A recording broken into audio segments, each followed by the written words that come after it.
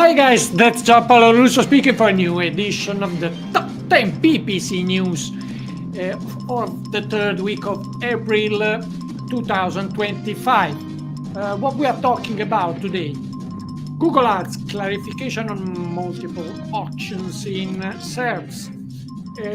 Ask your representative for Performance Max search term report. 3-level tables in the report editor. Do you know the new customer acquisition cost of your campaigns? Meet ads in threads. When and what is going to threads. Dynamic labels in Adv Catalog Ads. In-depth reports. Best practices for leads ads. Microsoft, now the connection to customer accounts must go through support and not help self-service interface. LinkedIn ads optimization for qualified leads officially released. What's new in Google GA4 and some PPC statistics. Snapchat, the affiliation program for ads. First, before starting with the top 10, the news parade, let's have a look in those sector in the PPC industry statistics. The first one is has been published by Danny Goodwin on searchengineland.com, and it's built on IAB data. On this data, the most important takeaway is the fact that search is, again, it's still the king of digital marketing. The second post is on PPC industry reports. Data is by Eno Adegbola on searchengineland.com again, and it's she's commenting the first Tenuity, the first quarter report of Tenuity for 2025, and of course she made a short executive summary of this report, which is very interesting. The third statistic source for this this week is by Frederick Voisin on LinkedIn.com. Frederick is the CEO of Profit Metrics, and he shares regularly global statistics on profits and segmented by sector and other interesting data. What they called e-barometer for shopping campaigns, of course. Again, besides the PPC News-Parade, this is the official announcement by Google that they are abandoning the idea of third-party sunset in Chrome, and even the idea of asking for it to customers, to users of Chrome. So this seems quite a U-turn on what they were planning to do. It was already announced, but that's probably the final the final word for a while. Another post, interesting post besides the PPC News Parade by Jeannie Marvin on LinkedIn.com. She's shared a summary of some news about GA4 reporting and Google Ads connected to Google Ads conversion tracking, and it's quite useful to know what is changing. But let's start with the news number 10 of this week.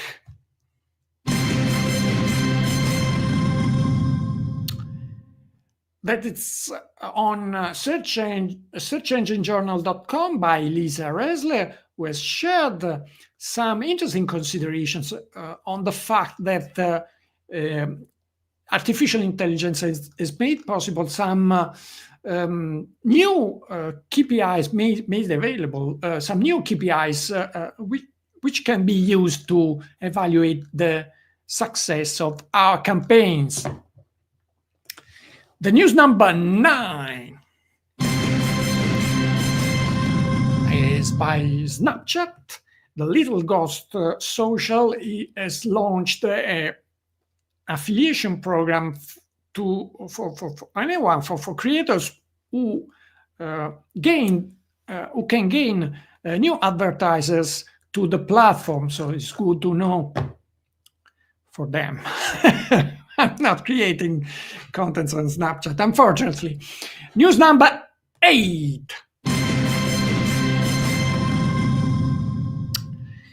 LinkedIn officially launches qualified leads optimization, which is, of course, linked to a CRM integration, in which you share with the platform the high-value leads to optimize campaigns accordingly. Very interesting. News number 7. It's by John Loomer, johnloomer.com. On johnloomer.com, he is sharing 11 best practices on enhancing quality of leads and lowering the costs of leads, of course. News number 6. Andrew Locke on LinkedIn.com has shared an interesting interrogative, an interesting question. Do you know how much new customer acquisition cost is for your campaigns? That's important to allocate your budget efficiently and effectively. Read on LinkedIn why. News number 5. Thomas Etchell has shared among the first the fact that now in the report editor in Google Ads, you can have tables with 3 embedded levels. So this could be very interesting to segment products, to segment data for different metrics, and have quite readable and understandable reports. News number 4.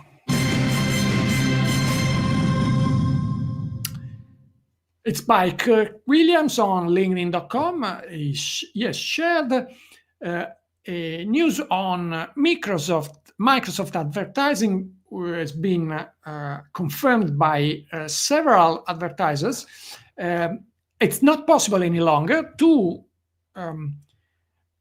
connect sub-accounts to accounts manager in self-serve user interface. You have now to pass through the support, which has response times from 5 to 7 days. So that's something to know if you are onboarding new customers in Microsoft accounts.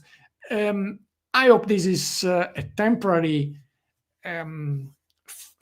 fail. I will call it for what it is, a failure in this onboarding process. Let's hope the self-serve option will be restored soon. News number 3. Ruben on LinkedIn.com, and he has shared an interesting commentary on real data from a search term insights in Performance Max. But most important thing in his post, in my opinion, is the fact that you can have it asking to your Google Ads representatives. So this is probably is coming to an open beta, and now you can anticipate your release in this way. News number 2, which actually are 3 pieces of news.